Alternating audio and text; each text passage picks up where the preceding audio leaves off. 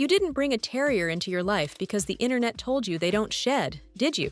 Look at that lint roller-covered screen of yours. You may have thought you were getting a low-maintenance, hypoallergenic little sports car of a dog. Instead, you woke up inside a snow globe made entirely of loose fur, and your favorite black jeans are officially a historical artifact. Welcome back. Today, we are breaking down the absolute madness that is terrier shedding, because despite what that sketchy internet forum from 2008 told you, some of these little dirt magnets shed like it's their full-time job, and your house is the factory.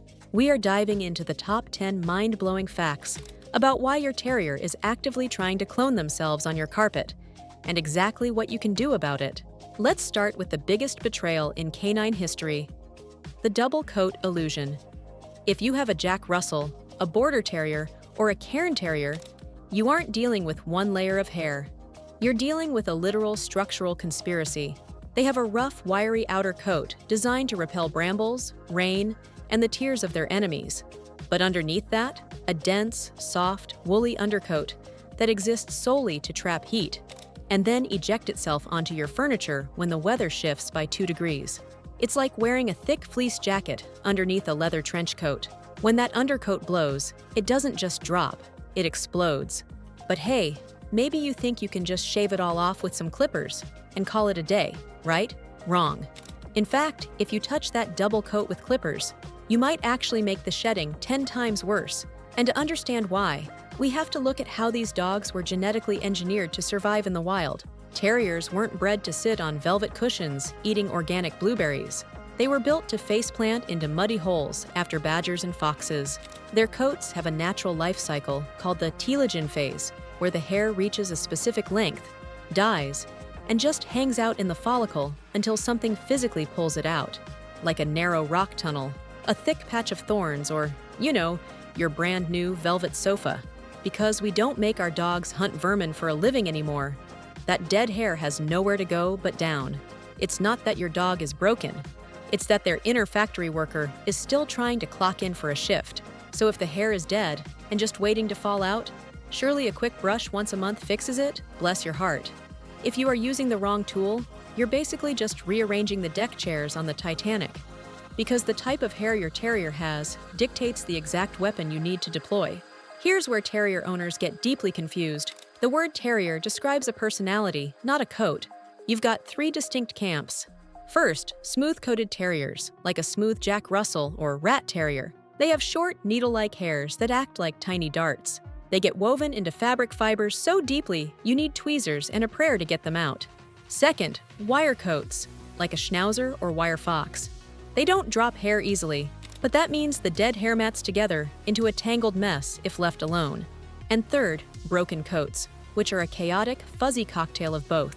If you treat a smooth coat like a wire coat, you're going to lose the war against fur before it even begins. Now, you might think this shedding cycle follows the basic laws of nature, right? Spring comes, hair falls out. Easy. But what if I told you that your cozy, temperature-controlled, beautifully lit living room is actually gaslighting your dog's biology into shedding 365 days a year? In the wild, a dog's brain looks at the sun to figure out what season it is. Short days mean winter is coming, so they grow a thick coat. Long days mean summer, so they dump that coat. Simple, right? Except your terrier lives indoors under a brilliant invention called LED light bulbs. By keeping your house brightly lit until 11 p.m. every night, you are essentially gaslighting your dog's pineal gland into believing it is a perpetual, never-ending July. Their body gets incredibly confused and decides to just shed all the time, just in case summer never ends. Your electricity bill isn't just powering your TV, it's fueling the endless blizzard of white fur on your rug. But hey, maybe the lighting isn't the only indoor luxury that's backfiring on you.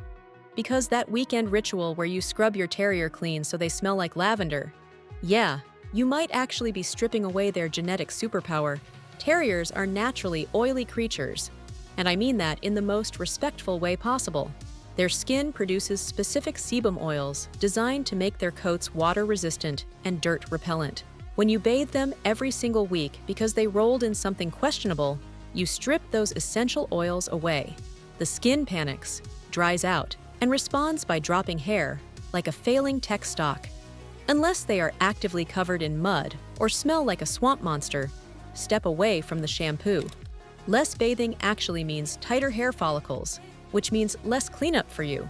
Now, if you've cut back on the baths and fixed your lighting, but you're still drowning in fur, it's time to look at what's going into the machine, because if you're feeding them the canine equivalent of cardboard, their coat is going to look and shed like it. Your terrier's coat uses up to 30% of their daily protein intake just to maintain itself. If their diet is low in high-quality proteins or severely lacking in omega-3 and omega-6 fatty acids, their body makes an executive survival decision. It redirects those nutrients to vital organs and completely abandons the fur. The result? A brittle, dry coat that detaches if you even look at it sideways. Swapping out cheap filler kibble for foods rich in wild-caught fish oils or adding a squirt of salmon oil to their bowl is like putting premium synthetic oil in a sports car. It glues the hair to the dog, where it belongs. But let's say their diet is perfect. You're buying the expensive food. Yet twice a year, like clockwork, the shedding reaches a level that defies the laws of physics. That is not a glitch. That is a massive biological event known to science as blowing the coat. No matter how much you brush, adjust the lights, or feed them premium salmon, you cannot outrun the spring and autumn coat blow. This is the grand finale of terrier ownership.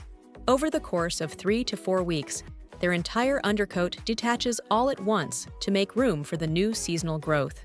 If you aren't prepared, you will lose your mind. This is the exact moment where ordinary brushes fail completely, and you have to upgrade your tactical arsenal to specialized tools, or watch your home get swallowed by the tide. But what if the shedding isn't just happening in the spring?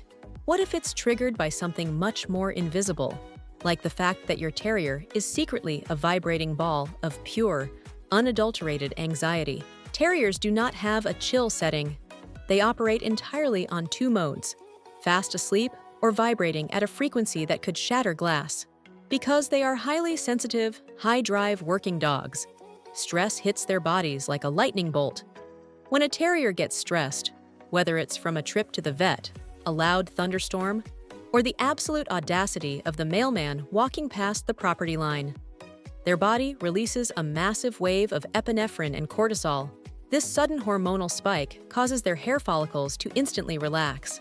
It's scientifically called telogen effluvium, but you can just call it stress shedding.